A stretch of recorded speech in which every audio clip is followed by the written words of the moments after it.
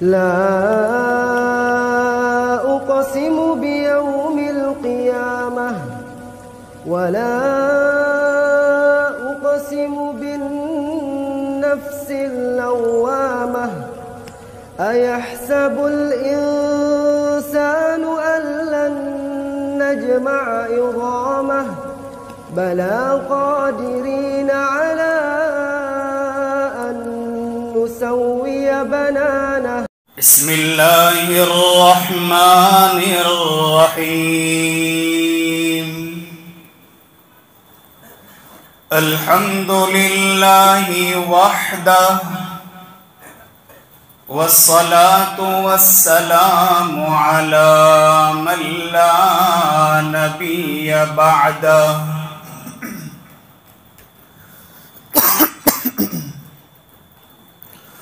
من لا نبي بعده ولا نبوة بعده.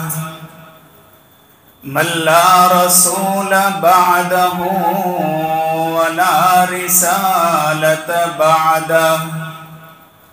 وعلى آله الطيبين وأصحابه الراشدين ومن نهج نهجه. أما بعد فأعوذ بالله من الشيطان الرجيم. بسم الله الرحمن الرحيم. سابقوا إلى مغفرة من ربكم وجنة عرضها كعرض السماء والأرض أعدت للذين آمنوا بالله ورسله ذلك فضل الله يؤتيه من يشاء ذلك هو الفضل العظيم. وقال رسول الله صلى الله عليه وسلم وللصائم فرحتان فرحة حين يفطر وفرحة حين يلقى ربه. رواه البخاري. آمنت بالله صدق الله وصدق رسوله النبي الأمي الكريم. ایک مرتبہ محبت کے ساتھ، عظمت کے ساتھ، ادب کے ساتھ درود شریف پڑھ لیا جائے. اللہم صل علی سیدنا محمد وعلی آل سیدنا محمد وبارک وسلم. نیک دل حاضرین مجلس، آج الحمدللہ ثم الحمدللہ بیان کی غرض سے پہلی دفعہ آپ کی مسجد میں حاضری کی سعادت حاصل ہو رہی ہے، اور مجھے اس قدر خوشی ہوئی یہ منظر دیکھ کر کہ ماشاء اللہ اذان سے پہلے پوری مسجد بھر چکی ہے.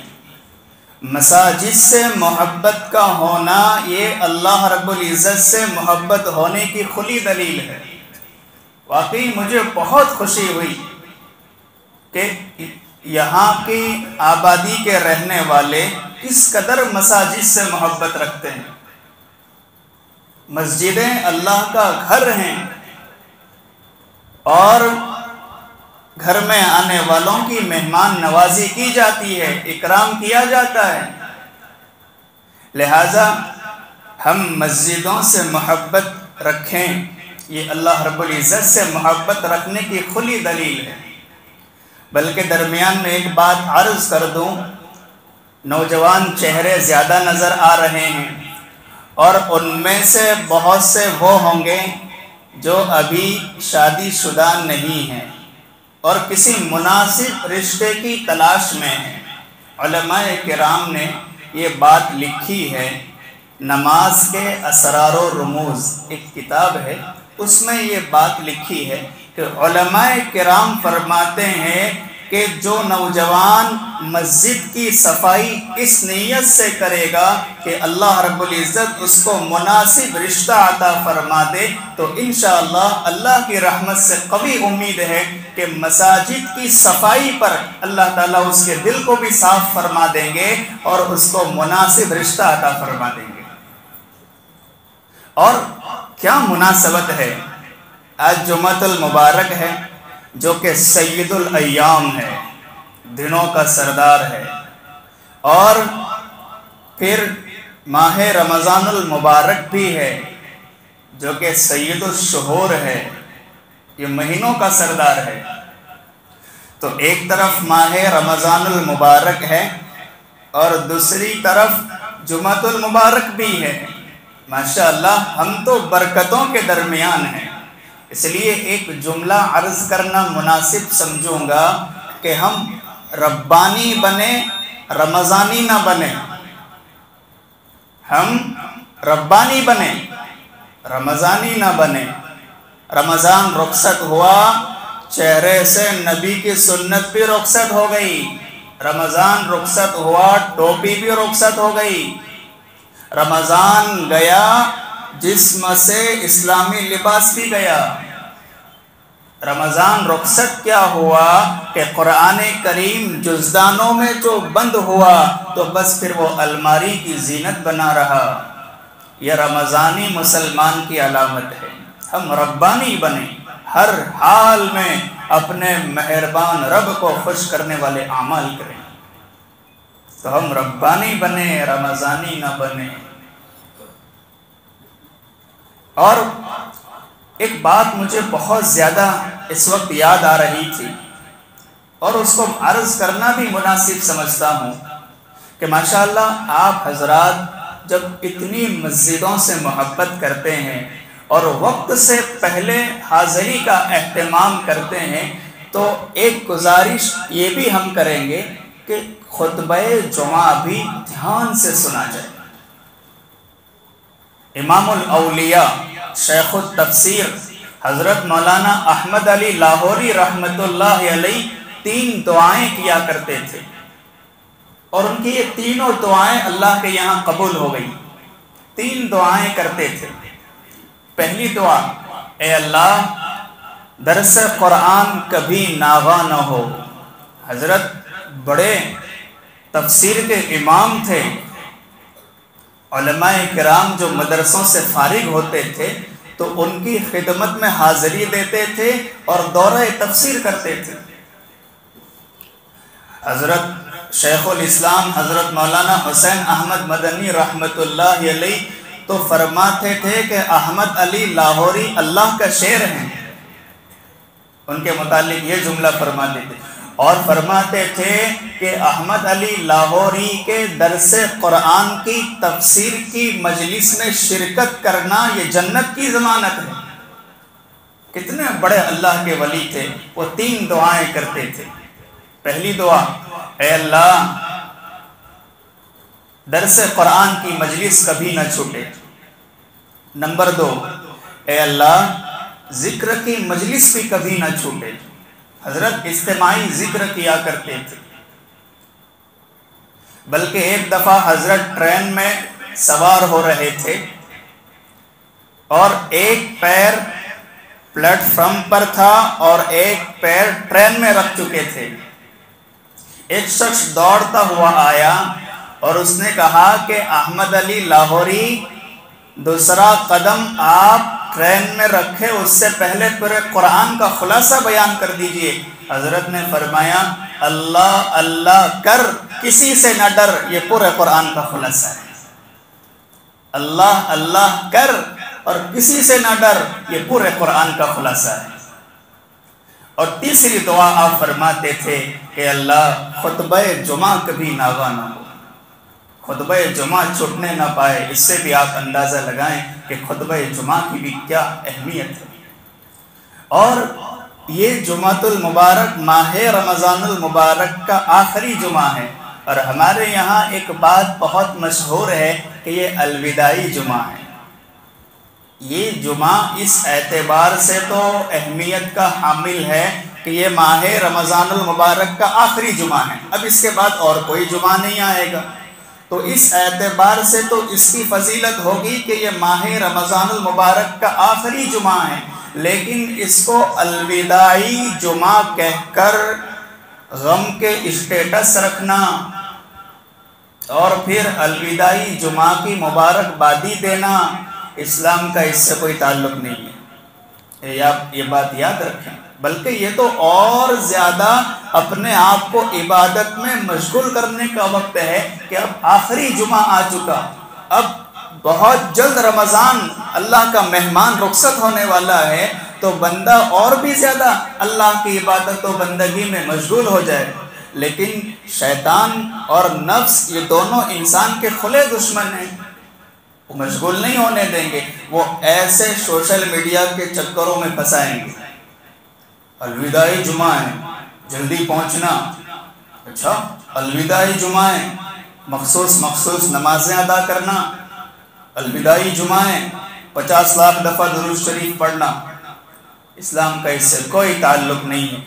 ہر حال میں ہم درود شریف کی پابندی کریں، ہر حال میں عبادت کریں، نہ یہ کہ اس دن کو خاص کر کے کوئی خاص عبادت کی جائے، اس کا اسلام سے دل کے کانوں سے سنیں کوئی تعلق نہیں ہے۔ لہٰذا ہم الوداعی جمعہ کو لے کر غم کے اسٹیٹس نہ رکھیں، خوشی کا بھی دل میں احساس ہو اور ندامت کا بھی احساس ہو۔ خوشی اس بات کی ہو کہ الحمدللہ ہم نے مکمل رمضان کے روزے رکھے ہیں، قرآن کریم کی خوب تلاوت کی ہے، تو اس کی خوشی ہو، لیکن احساس بھی ہو کہ ماہ رمضان رخصت ہو رہا ہے، اس کا احساس ہو۔ حضرت مولانا محمد الیاس صاحب کاندلوی نور اللہ مرقدہ کے زمانے میں چاند رات کے وقت کچھ لوگ مسجد کی چھت پر کھڑے ہو کر چاند دیکھنے میں مشغول تھے۔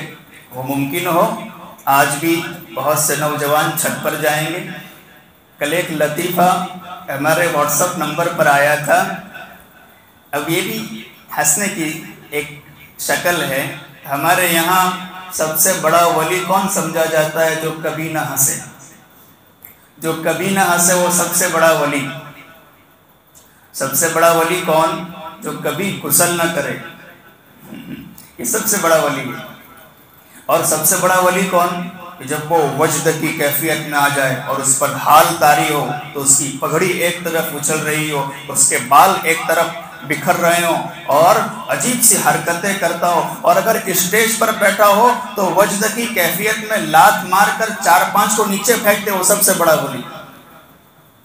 یہ ڈھونگ ڈھتورے ہیں، اللہ کے گھر میں اللہ کی بے حرمتی کرنا، وجد اور حال آ جانا، جی۔ تو بہرحال اس کا بھی اسلام سے کوئی تعلق نہیں، یہ بات یاد رکھیں۔ حال آنا یہ الگ بات ہے، اصل تو یہ ہے کہ دل کا حال بدلنا چاہیے۔ یہ جتنی بھی مجالس ہوتی ہے سب کا خلاصہ یہی ہے کہ دل کی دنیا بدل جائے۔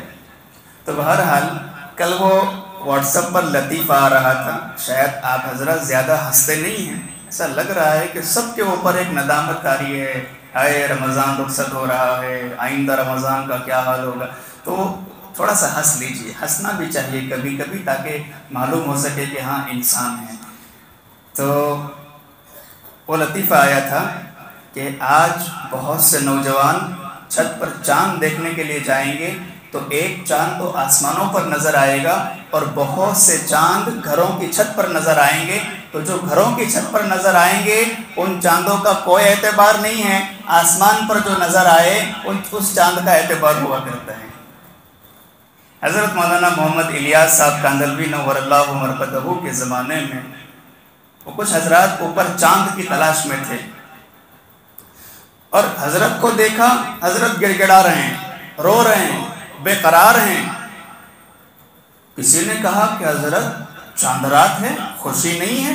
وہ دیکھو لوگ ایک دوسرے کو چاند رات کی مبارکبادی دے رہے ہیں، اور دیکھو سب چاند دیکھنے میں مشغول ہے۔ حضرت نے فرمایا آپ کو چاند رات کی خوشی ہے، مجھے غم اس بات کا ہے کہ محبوب صلی اللہ علیہ وسلم نے ارشاد فرمایا کہ رمضان المبارک کی ہر رات میں اللہ رب العزت 10 لاکھ لوگوں کو جہنم سے نجات عطا فرماتے ہیں۔ اگر آج چاند نہ ہوتا تو ایک اور رات آتی تو آج 10 لاکھ اور جہنم سے آزاد ہو جاتے۔ تو اس کا مجھے افسوس ہو رہا ہے کہ چاند دکھا اور 10 لاکھ لوگ جہنم سے جو آزاد ہو سکتے تھے وہ نہ ہو سکے، کیونکہ اب تو رمضان رخصت ہوا۔ یہ بہت بڑے مقام کی باتیں ہوا کرتی ہے، اس کا تو ہمارے دماغ پر کبھی اثر بھی نہیں ہوتا، احساس بھی نہیں ہوتا کہ اللہ کے ولیوں کی نگاہیں کہاں تک جاتی ہیں۔ اب دیکھیے، ماہ رمضان المبارک رخصت ہونے والا ہے، چند ہی گھنٹے باقی ہیں۔ اب ہم کیا کریں؟ ایک سوال ہے، ماہ رمضان المبارک رخصت ہو رہا ہے، اب ہم کیا کریں؟ اس سلسلے میں کچھ اہم اور پوائنٹس کی باتیں عرض کریں گے، اور اس کے بعد پھر کچھ اہم اور بھی ضروری باتیں ہیں جو آج کے دور میں ارتداد کو لے کر ہم انشاءاللہ پیش کریں گے، اور جو وقت مجھے دیا گیا ہے انشاءاللہ وقت پر بات کو ختم کر دیں گے۔ رمضان المبارک کا یہ آخری جمعہ ہے، اور ابھی جمعۃ المبارک ختم نہیں ہوا، مغرب تک کا وقت باقی ہے، لہٰذا جس کی سورہ کہف باقی ہو سورہ کہف کی تلاوت کر لے، درود شریف کم از کم 300 دفعہ پڑھ لیا جائے۔ جو عاشق ہوتے ہیں وہ تو پھر اتنی تعداد میں پڑھتے ہیں کہ ہم اندازہ نہیں لگا سکتے۔ دیکھو، آپ حضرات میں سے کچھ ایسے بھی نیک بندے ہیں جن کی توجہات میرے دل پر آ رہی ہے، تو ایک بات آپ کے سامنے عرض کرتے ہیں کہ بہار سمستی پور میں حضرت مولانا جمیل احمد صاحب رہا کرتے تھے، 1990 میں ان کا انتقال ہوا۔ ابھی فی الحال بہار کی ایک بہت بڑی مشہور و معروف شخصیت ہے حضرت مولانا اختر امام عادل قاسمی دامت برکاتہم العالیہ، یہ ان کے نانا ہوتے تھے، بالکل اخیری عمر تھی، جی بالکل اخیری عمر تھی، نازک ترین حالت تھی۔ مولانا اختر امام عادل قاسمی ان کے پاس گئے، کہا نانا جان حال بہتر ہے اور اعمال جاری ہیں؟ کہا بیٹا حال تو آپ دیکھ رہے ہیں کس حالت میں ہوں، اور اب زیادہ اعمال بھی نہیں ہوتے، بس چھوٹا سا عمل کرتا ہوں کہ ہر روز 1,00,000 دفعہ درود شریف پڑھ کر اللہ کے رسول کو تحفہ بھیجتا ہوں۔ ہر روز بس 1,00,000 دفعہ درود شریف پڑھ کر اللہ کے رسول کو تحفہ بھیجتا ہوں، چھوٹا سا عمل ہے۔ تو ابھی جمعۃ المبارک ختم ہو اس سے پہلے یہاں کا موجود ہر بندہ 300 دفعہ درود شریف پڑھ لے، سورہ کہف کی تلاوت باقی ہو تو وہ بھی ختم کر لیں۔ اور دیکھیے، ہر چیز کی ابتدا اور اس کی انتہا بہت اہم ہوتی ہے، یہ بات یاد رکھیں، یا تو ابتدا شروعات اہم ہوتی ہے یا تو انتہا یعنی جب ختم ہونے کا وقت ہے وہ بہت اہم ہوا کرتا ہے۔ لہٰذا ہم خوب دعاؤں میں لگیں، اس لیے کہ عصر اور مغرب اس کے درمیان کا وقت مقبولیت کا وقت ہے، دعائیں قبول ہوتی ہیں، لہٰذا ہم دعاؤں میں لگیں، اور خاص طور پر ایک دعا کریں، بہت جامع دعا ہے، اس کو اپنی دعاؤں میں شامل کر لیں۔ ربنا آتنا فی الدنیا حسنہ وفی الآخرۃ حسنہ وقنا عذاب النار، اتنی جامع دعا ہے کہ دین اور دنیا اور آخرت سب کی بھلائیاں اس میں جمع کر دی گئی ہیں۔ تو کتنا بہتر ہو کہ جب ختم ہونے والا ہے اور رمضان کی ہر گھڑی اللہ کے یہاں مقبول ہوا کرتی ہے، تو کیوں نہ ہماری یہ دعا قبول ہو جائے اور پھر ہماری پوری آنے والی زندگی سنور جائے۔ کیا خیال ہے؟ آپ حضرات حاضر ہیں؟ اور ایک دعا یہ بھی کر لیں کہ اللہ مجھے عاشق قرآن بنا دے۔ محبوب العلماء والصلحاء عارف باللہ حضرت اقدس مولانا پیر ذوالفقار احمد صاحب نقشبندی دامت برکاتہم العالیہ نے ایک دفعہ کوہاٹ میں بیان کرتے ہوئے فرمایا کہ بہت سی دعاؤں کا خلاصہ یہ ہے کہ بندہ یہ دعا کر لے کہ اللہ مجھے عاشق قرآن بنا دے۔ یہ بہت سی دعاؤں کا خلاصہ ہے، عاشق قرآن بننے کی بھی ضرورت ہے، ورنہ رمضان کیا رخصت ہوا، الماری کی زینت قرآن بن جاتا ہے۔ اور مٹی جم جاتی ہے۔ اس سال سے وہ سال شوال میں بند ہوا تھا اور سیدھا رمضان سے ایک رات پہلے کھلتا ہے، کتنے افسوس کی بات ہے، یہ مومن کی شان نہیں ہوا کرتی۔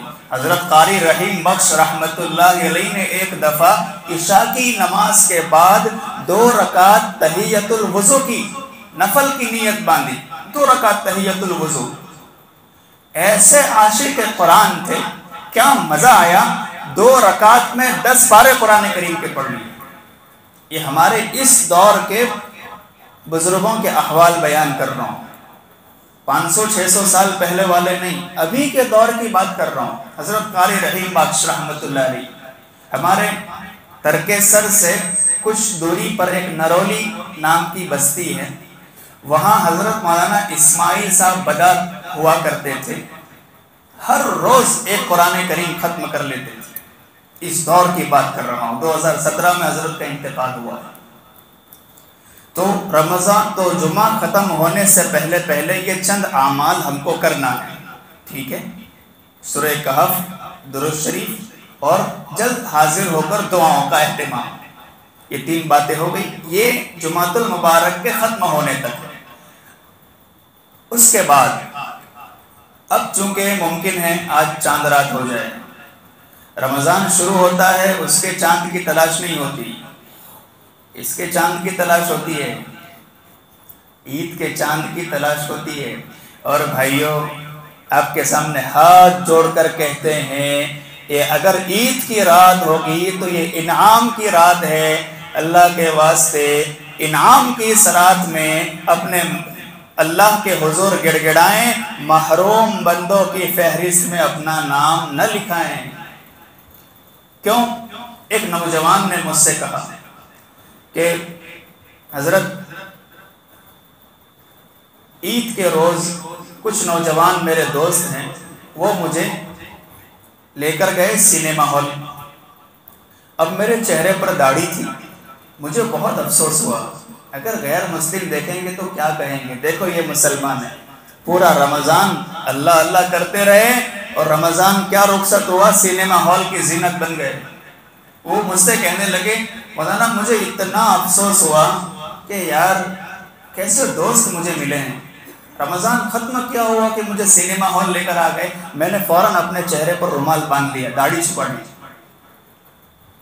تو ہم ہرگز بھی، اگرچہ کتنی ہی اہم کوئی فلم جی ابھی آنے والی ہو اور فلم اہم ہوتی ہی نہیں، اس کے پیچھے ہمارے نوجوان اتنے پاگل ہو جاتے ہیں کہ اللہ کو بھول جاتے ہیں۔ اور آج رات ایک گناہ اتنا زیادہ ہوتا ہے، اتنا زیادہ ہوتا ہے، اللہ کے واسطے مجھے معاف کرنا، میں اس کرسی رسول کی ذمہ داری ادا کر رہا ہوں، ایک گناہ جو آج کی رات بہت زیادہ ہوتا ہے وہ ہے محبوب نبی کی سنت سے کھلواڑ۔ بہت ڈرنے کی ضرورت ہے، بہت ڈرنے کی ضرورت ہے، ہمیں اللہ کا خوف اپنے دل میں پیدا کرنا چاہیے، کہیں اسی وقت اللہ رب العزت ہمارے چہرے کو کالا کر دے تو پھر دنیا بھر کی قسم کی دوائیں چہروں پر لگا لیں، کریم لگا لیں، اللہ تعالیٰ نے جو چہرہ سیاہ کیا اسے کوئی گورا نہیں کر سکتا۔ ذکر کے پر نور حلقے کتاب ہے، اس میں یہ واقعہ لکھا ہے کہ ایک مرید کسی اللہ والے سے بیعت تھا، ایک گناہ اس سے کیا ہوا کہ اللہ رب العزت نے اس کے چہرے کو سیاہ کر دیا، چہرہ کالا ہو گیا۔ مت پوچھئے، اس نے تو مسجد آنا ہی بند کر دیا، چہرے پر ہر وقت رومال ڈالے رہتا تھا، رونا کرتا تھا، اللہ معاف کر دیجیے، اللہ معاف کر دیجیے۔ چونکہ ہم پر کوئی ایسے عذاب کی شکل نہیں آتی ہے، دکھتا نہیں ہے، اس لیے ہم انکار کر دیتے ہیں۔ یہ واقعات ہے جو ہماری عبرت کے لیے اللہ رب العزت کبھی کبھی نمودار کر دیتے ہیں۔ اس نے بہت گڑ گڑایا، رویا، اللہ معاف کر دیجیے، اللہ مجھ سے ایسا کیا گناہ ہوا کہ آپ اتنے ناراض ہو گئے، اللہ اتنے بھی ناراض نہ ہو جائیے، میں سر اٹھا کر چلنے کے قابل نہیں ہوں۔ وہ کسی اللہ والے سے بیعت تھے، ایک دفعہ اللہ والے کی خدمت میں حاضر ہوئے اور اپنی مصیبت عرض کرنا چاہتے تھے، اس سے پہلے ہی وہ اللہ والے بول پڑے، کچھ لوگ اتنے خطرناک گناہ کر لیتے ہیں کہ ہم یہاں سے ان کے دل پر توجہات ڈالتے ہیں تو بھی ہماری توجہات کا اثر نہیں ہوتا۔ کتنے خطرناک گناہ کر لیتے ہیں کہ اللہ کے ولی بھی دعا کرتے ہیں لیکن دعاؤں کا اثر کوئی ظاہر نہیں ہوتا۔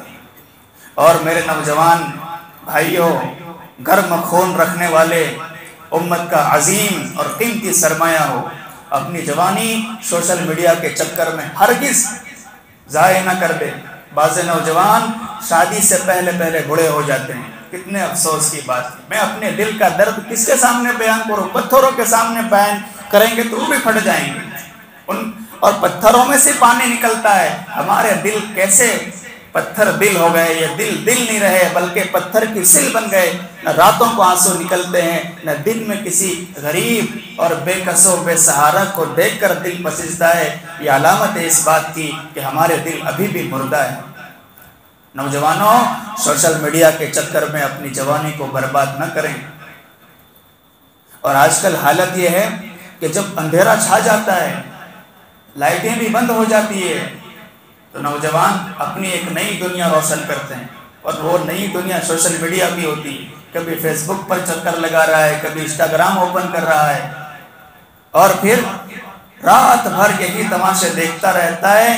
فجر کی اذان ہوتی ہے کہ اب سو جاؤ، اور سیدھا 12 بجے اٹھتا ہے، پھر کہتا ہے اماں آنکھوں میں درد ہے، سر درد کر رہا ہے۔ یاد رکھیں، میٹھی نیند آنکھیں بند کرنے سے نہیں آتی، میٹھی نیند موبائل ڈیٹا آف کرنے سے آئے گی، میٹھی نیند موبائل سوئچ آف کرنے سے آئے گی، میٹھی نیند رات کو آیت الکرسی پڑھ کر سونے سے آئے گی، میٹھی نیند رات کو صلاۃ التوبہ کی 2 رکعت نفل پڑھ کر سونے کے بعد آئے گی۔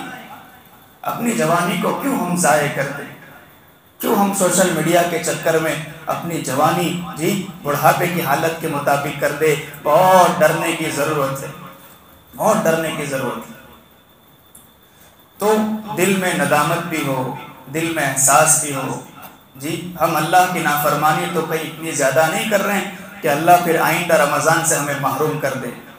ہاں، محرومی کی یہ دلیل نہیں کہ موت ہی آ جائے، یہ بھی دلیل ہے کہ رمضان آیا، کوئی بیماری نہیں تھی، کوئی بیماری نہیں تھی، تو اللہ کی پھٹکار ہے، ایسا بیمار ہوا کہ سیدھا ہسپتال کے حوالے ہوا، لوٹ کر نہیں آیا، پورا رمضان گزر گیا پھر آیا، یہ بھی محرومی کی دلیل ہوتی ہے۔ اللہ سے ہمیشہ عافیت مانگے، صحت مانگے، اللہ سے ڈرتے رہیں، اللہ کا خوف اپنے دل میں پیدا کرتے رہے۔ آخری گھنٹے ہیں، ندامت کا احساس ہو، اللہ میں آپ کا بہت کمزور اور گنہگار بندہ ہوں، آپ نے مجھے رمضان عطا فرمایا تھا مگر یہ رخصت ہوا جا رہا ہے، کچھ بھی نہ کر سکا، جو ہوا قابل شکر ہے، جو نہ ہوا قابل فکر ہے، میں آپ سے معافی کا طلبگار ہوں۔ وہ مہربان رب اتنا کریم ہے کہ بندہ صرف نادم اور شرمندہ ہوتا ہے، اس کی رحمت کو جوش آ جاتا ہے، اللہ معاف کر دیتے ہیں۔ سفیان ثوری رحمت اللہ علیہ کے پڑوس میں ایک شرابی بندہ رہا کرتا تھا، ہر وقت شراب کے نشے میں مست رہتا تھا۔ اس کا انتقال ہوا، حضرت سفیان ثوری آرام کر رہے تھے، ایک اللہ کے ولی خواب میں آئے، انہوں نے کہا سفیان، ادھر اللہ کے نیک بندے کا انتقال ہو رہا ہے، جاؤ اٹھو اس کی نماز جنازہ پڑھو۔ اب یہ بہت پریشان ہوئے کہ یہ تو شبابی بندہ تھا، اور مجھے یہ حکم دیا جا رہا ہے کہ وہ نیک بندہ ہے، اس کی نماز جنازہ پڑھو۔ یہ سمجھے کوئی نہ کوئی اس میں راز کی بات ہے، گھر والوں کے پاس آئے اور پوچھا کہ اس کا آخری کوئی عمل ہے؟ گھر والوں نے بتایا حضرت آپ تو جانتے ہیں، آپ تو ہمارے پڑوس میں رہتے ہیں، یہ تو ہر وقت شراب کے نشے میں مست رہا کرتا تھا، ہاں لیکن جب آخری وقت آیا، میں نے بتایا نا کہ شروع کا وقت اور آخر کا وقت بہت امپورٹنٹ ہوتا ہے، کہ جب اس کی موت کا آخری وقت آیا تو اس کی آنکھوں سے آنسو جاری تھے، اور یہ دعا کرتے ہوئے کہہ رہا تھا کہ اے دنیا اور آخرت کے کریم مہربان رب، اس بندے پر رحم کر جس کے پاس نہ دنیا ہے اور نہ آخرت ہے۔ حضرت سفیان ثوری نے فرمایا یہی جملہ اس کی مغفرت اور نجات کا سبب بن گیا۔ آخر وقت میں اللہ کو عاجزی پسند آ گئی، اللہ نے اسے عاجزی کو اس کی مغفرت کا ذریعہ بنا دیا۔ ہم عاجز بن کر چلیں، اللہ سے مانگتے رہیں، روتے رہیں، گڑ گڑاتے رہیں، انشاءاللہ رمضان ہمارا اللہ کے یہاں مقبول ہوگا۔ ورنہ یاد رکھیں، بہت سی دفعہ طاعت کا دروازہ کھول دیا جاتا ہے، مقبولیت کا دروازہ بند کر دیا جاتا ہے، عمل قبول کچھ نہیں ہوتا ہے، اس لیے ڈرنے کی ضرورت ہے۔ اور دوسری طرف شکر کا بھی احساس ہو۔ اللہ آپ کا احسان ہے، آپ کا کرم ہے کہ آپ نے موقع عطا فرمایا، ہم نے رمضان گزارا، اللہ جیسا بھی گزرا ہم نے گزارا تو صحیح، ہم نے جیسے بھی تراویح پڑھ لی، جی آپ کے دربار میں یہ تراویح پیش کرنے کے قابل نہیں ہیں، ہمارے روزے آپ کے دربار میں پیش کرنے کے قابل نہیں ہیں، لیکن یہ اللہ ہم آپ کی مغفرت کے طلبگار ہیں، اللہ آپ ہماری مغفرت کر دیجیے۔ تو خوشی بھی ہو اور ندامت بھی ہو، خوشی بھی ہو اور ندامت بھی ہو۔ اور آج رات اگر چاند رات ہو جاتی ہے، سب بندے 2 رکعت صلاۃ التوبہ پڑھیں گے۔ جب سے میرے شیخ نے بھری مجلس میں ایک بات عرض کی تھی کہ میرے پیاروں سونے سے پہلے صلاۃ التوبہ پڑھ لیا کرو، الحمدللہ میرا آج تک معمول ہے، سونے سے پہلے 2 رکعت صلاۃ التوبہ پڑھ ہی لیتے ہیں۔ آج رات اگر چاند ہو جاتا ہے تو بجائے اس کے کہ ہم اپنے زینت کو کٹوا دیں، اللہ کے رسول کی سنت سے خلواڑ کریں، بجائے اس کے کہ ہم کوئی اور تماشا شروع کریں، بہتر ہے کہ ہم خلوت میں جائیں، تنہائی میں جائیں اور اللہ کے حضور گڑ گڑائیں۔ انشاءاللہ آخری وقت ہے، اللہ قبول فرما لیں گے۔ توبہ ہو۔ حضرت ابو بکر صدیق رضی اللہ تعالیٰ عنہ فرمایا کرتے تھے کہ گناہ سے توبہ کرنا واجب ہے، گناہ سے توبہ کرنا واجب ہے، لیکن گناہ سے بچنا تو واجب تر ہے، یہ اس سے زیادہ ضروری ہے۔ گناہ سے بچنا تو اس سے بھی زیادہ ضروری ہے، گناہ سے توبہ کرنا تو واجب ہے، گناہ سے بچنا اس سے بھی زیادہ ضروری ہے۔ اور فرماتے تھے اگر گناہ نوجوان سے ہو رہا ہے تھوڑی سی بری بات ہے، اگر گناہ کسی عمر رسیدہ جی اس بندے سے ہو رہا ہے جس کی داڑھی سفید ہو چکی ہے تو اس سے بھی زیادہ بری بات ہے۔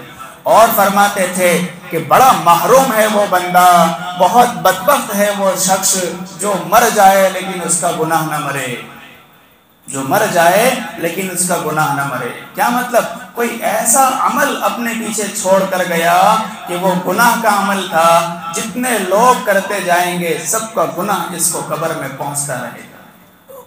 اتنے افسوس کی بات۔ حضرت عمر فرماتے تھے او لوگو توبہ کرنے والوں کے ساتھ بیٹھا کرو، ان کے دل بہت نرم ہوا کرتے ہیں، کیونکہ جب یہ توبہ کرنے والے جی اللہ کے حضور گڑ گڑانے والے نرم دل ہے، نرم دل پر اللہ کی رحمت آیا کرتی ہے۔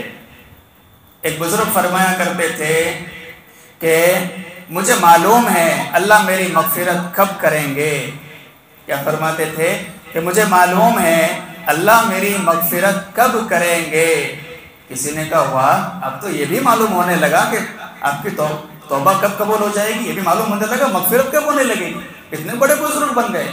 کہا ہاں بیٹا اس میں اتنا زیادہ سوچنے سمجھنے کی کیا ضرورت ہے، جب اللہ میری توبہ قبول کرے گا تو مغفرت بھی ہو جائے گی۔ تو فرماتے تھے مجھے معلوم ہے میری مغفرت کب ہوگی، جب اللہ توبہ قبول کریں گے مغفرت بھی ہو جائے گی۔ مغفرت کا عشرہ ہے جی، جہنم سے نجات کا عشرہ ہے، رحمت کا عشرہ ہے۔ فی الحال ہم جہنم کے نجات کے عشرے سے گزر رہے ہیں، لہٰذا ہم اللہ سے نجات مانگتے رہیں، گڑ گڑاتے رہیں، اور اللہ کے واسطے اپنی داڑھی کو شیو نہ کریں، اللہ کا خوف اپنے دل میں پیدا کریں، اور عید کے دن جو کہ لیلۃ الجائزہ ہے، عید کے پہلے والی رات انعام کا دن ہے، اور عید کا دن اللہ کی مہمانی کا دن ہے۔ اللہ کی مہمانی کے دن میں ایسا نہ ہو کہ ظہر کے وقت ہماری مسجدوں کی صفیں خالی ہو جائیں، ایسا نہیں ہونا چاہیے۔ ربانی بنے، رمضانی نہ بنے۔ بس اخیر کی چند منٹ باقی ہے، 6 یا 7 منٹ۔ ہمارے اس دور میں جس میں ہم زندگی گزار رہے ہیں واقعی بہت فتنوں کا دور ہے۔ میرے مرشد حضرت مولانا صلاح الدین صاحب سیفی نقشبندی دامت برکاتہم العالیہ ایک دعا کرتے ہیں، اور دعا کی تلقین بھی کرتے ہیں کہ بیٹا یہ دعا کیا کرو، اے اللہ فتنوں کا دور ہے، فتنے سے بھی بچا، فتنہ بننے سے بھی بچا۔ بات یاد رہے گی، اللہ فتنوں کا دور ہے، فتنے سے بھی بچا اور فتنہ بننے سے بھی بچا۔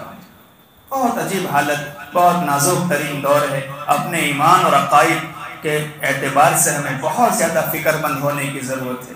ہمارے بچوں اور بچیوں کے ایمان اور عقائد کی حفاظت ہو، یہ بہت ضروری ہے۔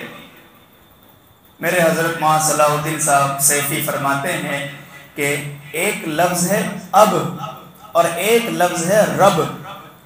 اب یعنی ابا، اب یعنی والد، عربی میں باپ کو ابن کہتے ہیں، ٹھیک ہے؟ تو ایک لفظ ہے اب، ایک لفظ ہے رب۔ جب باپ نہیں چاہتا کہ میری ابوت میں کوئی شریک ہو، اگر بیٹا کہہ دے وہ میرے ابا ہیں تو باپ اس کو مارے گا کہ تیرا باپ تو یہاں موجود ہے۔ تو ابوت میں جب کوئی شرکت کرے تو باپ کو پسند نہیں ہے۔ اسی طرح جب ربوبیت میں کوئی شرکت کرتا ہے، اللہ کی الوہیت میں کوئی شرکت کرتا ہے، اللہ کو بھی پسند نہیں ہے۔